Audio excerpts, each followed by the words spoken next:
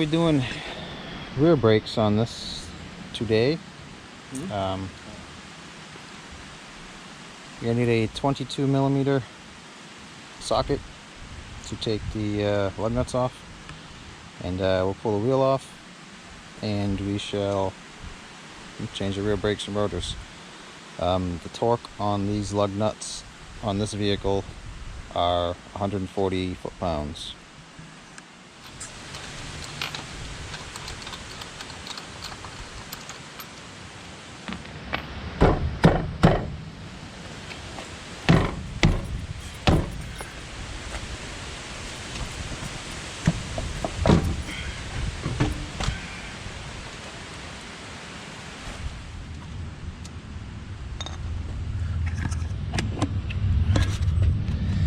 So we get two bolts, one here, one down there. These are 12 millimeter, and we got some inside that hold the caliper bracket on, and they are 18 millimeter. So you're gonna have two in there.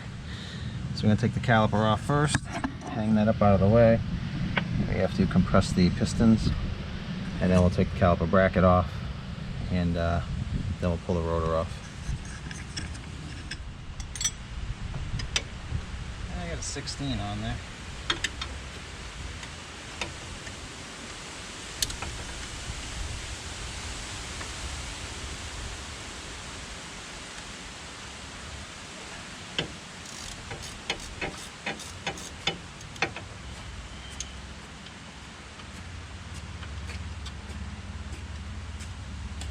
So these ones get torqued to, I believe, 31 foot-pounds on this vehicle.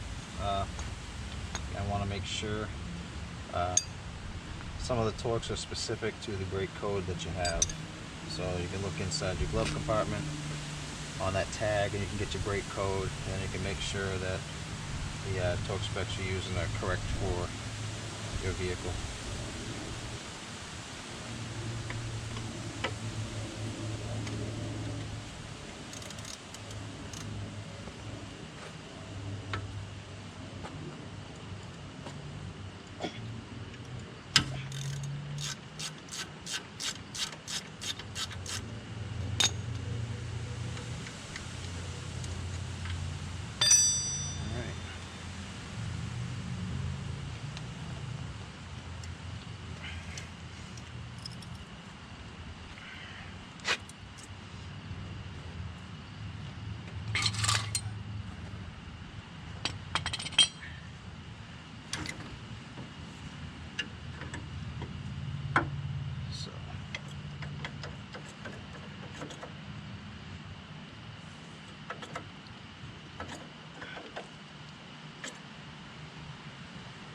So what I'm going to do, because I don't have a two-piston caliper compressor, is I'm going to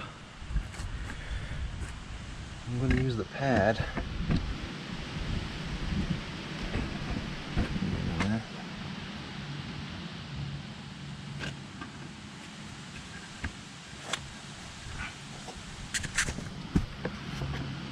I'm going to put the pad in there across them, and then I'll put the clamp from front to back like that, and I'm going to compress the pistons with a clamp.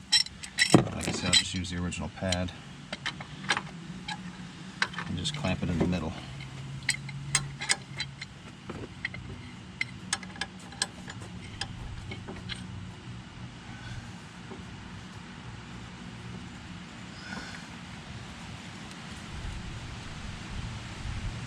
They just go smooth and slow. You don't want to risk cracking them or damaging anything.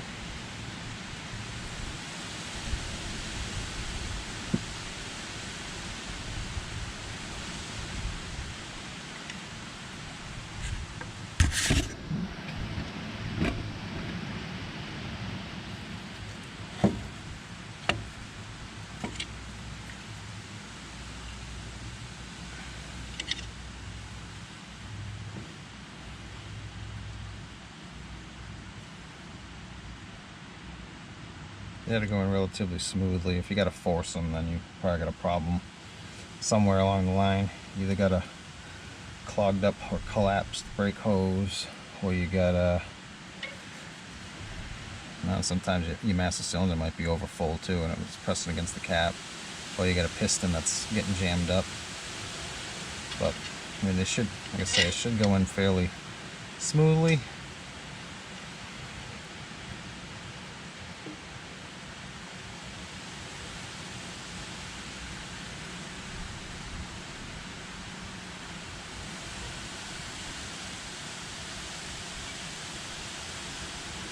There's that.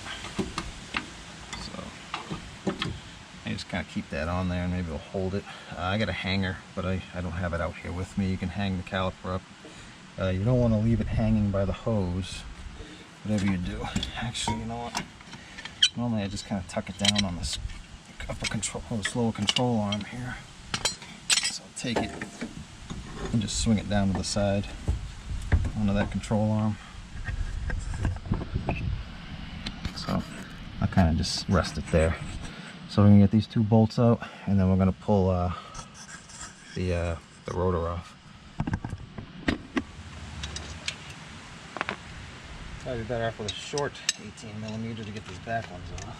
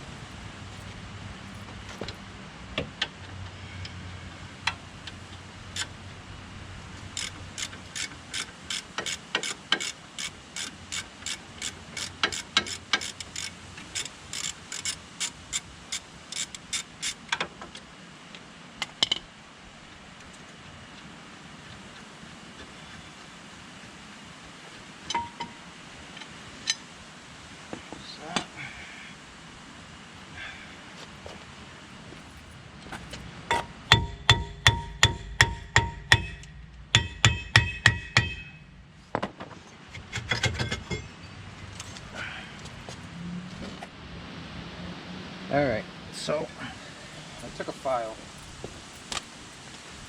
took a flat file and I kept it flat on here, and I just kind of took off the top rust there. You can spray this face with some type of like never sees or fluid film or any rust prohibitor, stable, or whatever you want to spray on there. I took the rotors, I cleaned them up with brake clean. We're going to stick them on.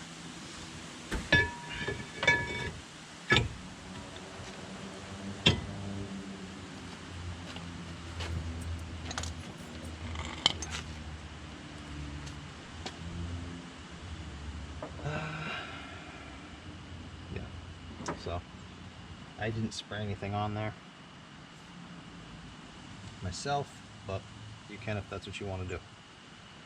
So then we take our old pads out, take the hardware out,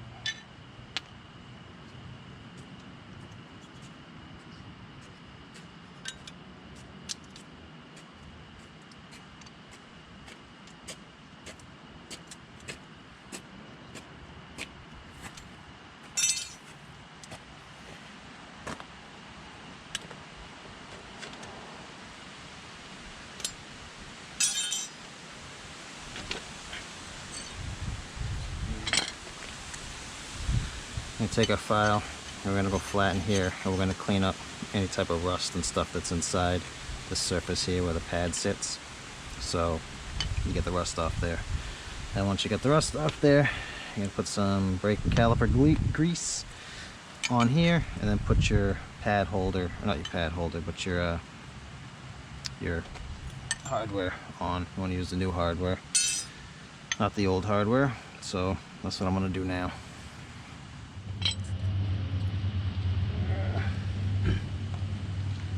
Alright, so you take a caliper bracket, and you want to make sure your slides move in and out and they're not bound up, because that's what the caliper slides on. Make sure they move freely.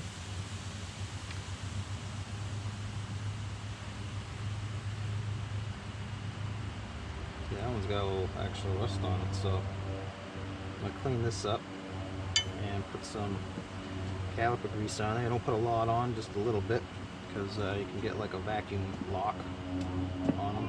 This one moves alright. So I'm going to clean these up and lube them up and put back together. Alright, so we got them all lubed up, ready to go. Slide nicely. I'll put some brake caliper grease in here, where our hardware is going to sit as a rust preventative.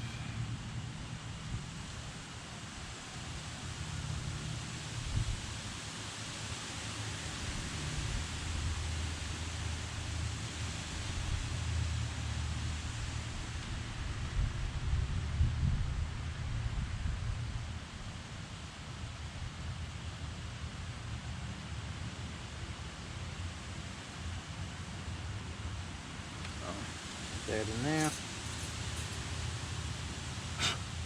Piece of stuff. And then we're going to push our hardware on.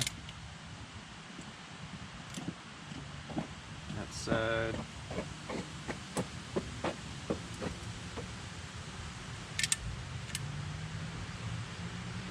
That side's just kind of tuck it in there and up under here. There's little tabs there that hold that in on this section. And I usually get the wherever I got these ones, these ceramic gold, and they got the little wear marks on them, and I can't find anything that says which direction the wear marks, or not the wear marks, but the wear tabs. So there's a tab on this one, and two of them have it on this side, two of them have it on the other side. So basically I'm just going to put these in the way that they came out. I think I was using, these pads have one on each side, and the pads don't say which direction they go. I think the way I did it the first time, which I don't even know if it makes a difference, but I think I did one on each side. So I did one on the back side and then one on the front side. So I just did one in each direction.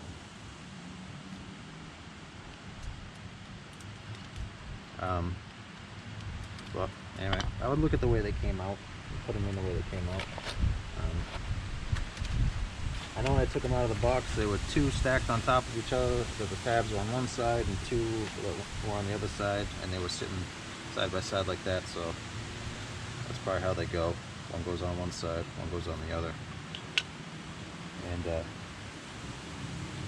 same thing will happen on the other one, unless you want to put the little wear tabs on the same side. I mean, that's something you'll have to figure out, because I'm not exactly sure which way they go. They don't say on them.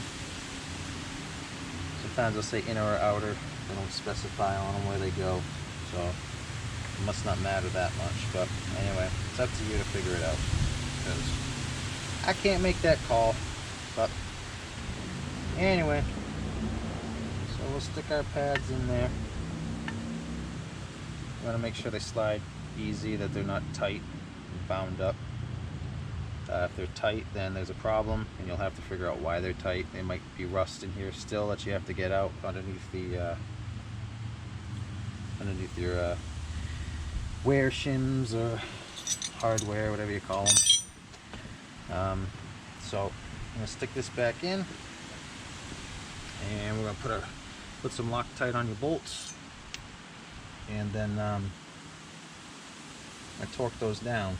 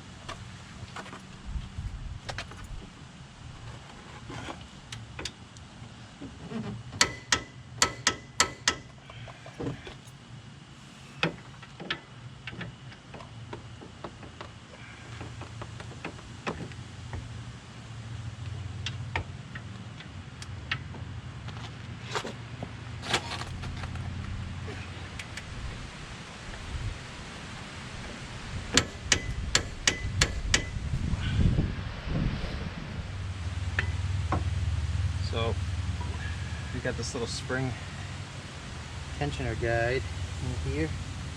Takes one of these. So I gotta get that out, put this in.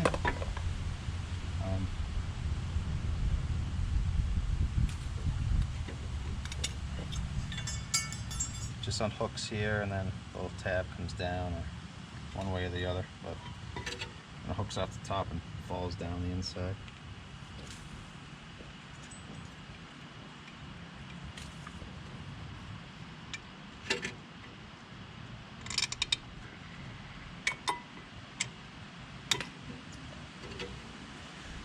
That in there, so that's in, and we'll put our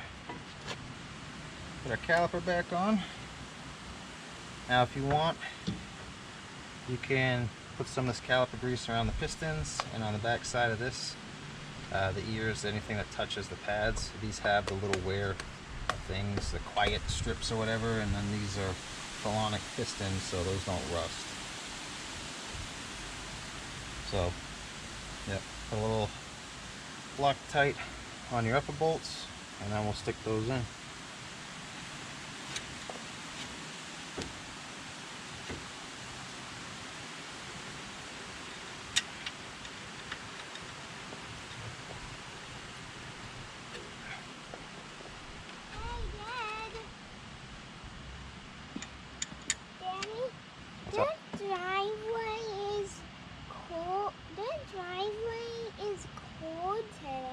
Is it? Yeah, it is. Oh, okay. So these caliper bolts, caliper guide bolts, whatever you want to call them, that hold the caliper to the slide pins, they get torqued to 31 foot-pounds, I believe.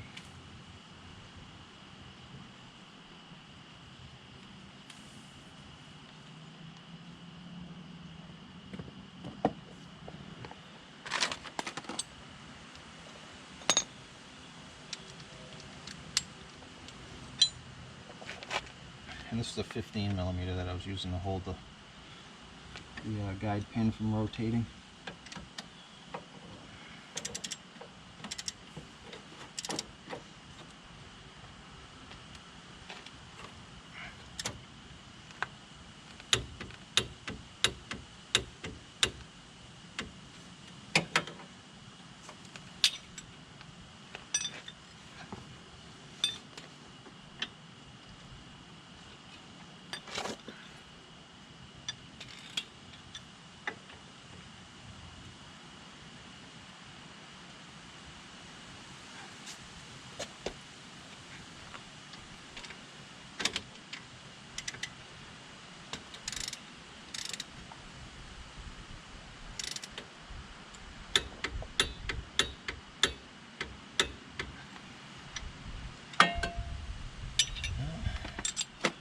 So you're going to want to make sure that you apply your brakes a few times before you try to drive away, because you will not have brakes right away because the pistons are pushed in on this.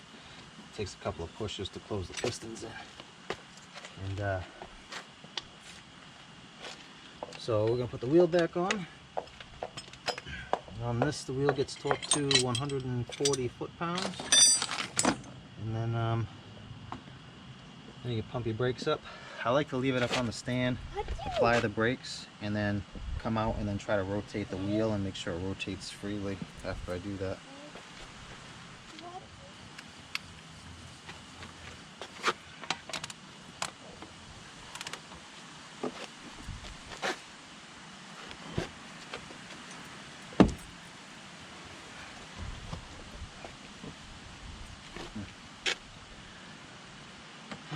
Need something to stop the tire from moving.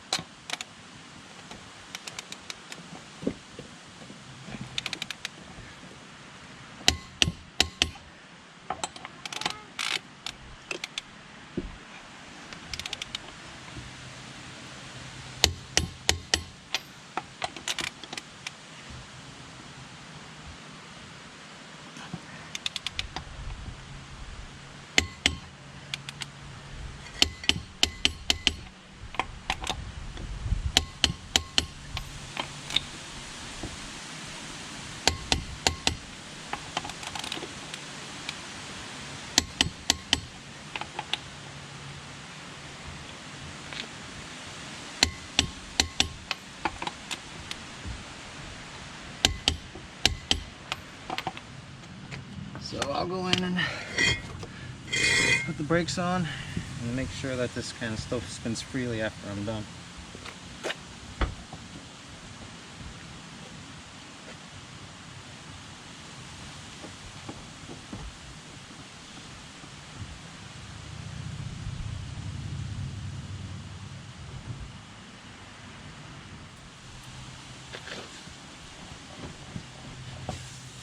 So the brakes are coming off like they're supposed to, and they're not seizing up or anything. I always like to check before I say I'm done, just to make sure that when you put them on, you don't come back out and then they're all locked up and it's stuck in like a guide, or the caliper is messed up or something. So I always like to check before I say I'm finished. And we seem to be good, so I'll say this side's done. I'm going to go over and I'm going to do the other side, which is going to be the same thing as this side, and then I'll be done with the rears on this. This is a 2005 Chevy Tahoe Z71, and yep, so hope that can help somebody, and thanks for watching. Alright, so this is the initial reason that I was changing the brake pads. I figured I'd do the other side first, but this side was grinding, so you could see there is absolutely zero pad left on this side.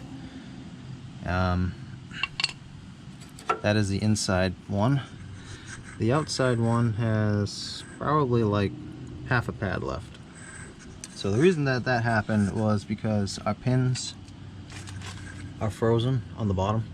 So this one now moves fine, but the bottom one is just locked right up.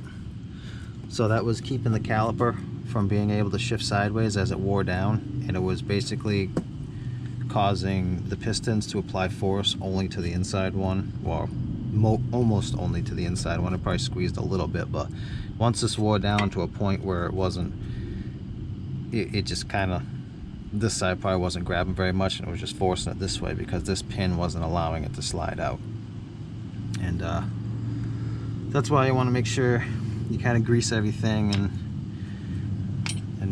make sure that these pins are free and that the boots are good and their sealing, because like I say, this one's froze up, so I got to get this one loose or replace this caliper bracket here. And I find lately you can't get just the caliper bracket, so you'd have to buy the caliper and the bracket.